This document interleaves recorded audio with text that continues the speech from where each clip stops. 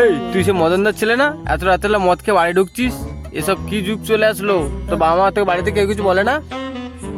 হ্যাঁ কাকু। এত রাত্রে মদ খেয়ে বাড়ি ঢুকছিস, তো বাবা ফোন লাগাতে হবে নাকি? হ্যাঁ কাকু, এক সেকেন্ড। 1 সেকেন্ড কি? তো বাবা ফোন করছে, দাঁড়া 1 মিনিট দাঁড়া। Oh my God! Wow!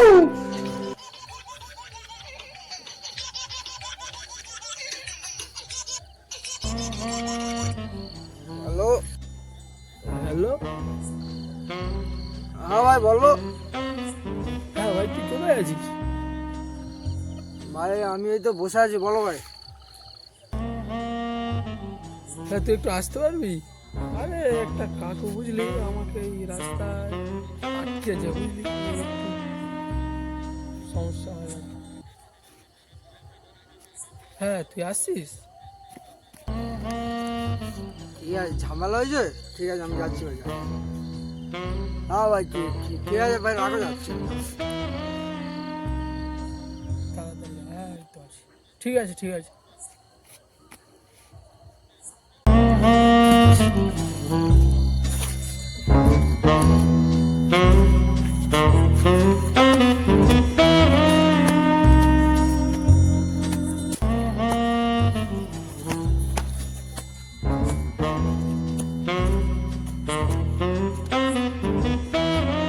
ভাই তোকে এখানে কেক কোন দোকান থেকে তুমি কি বলেছো ভাই?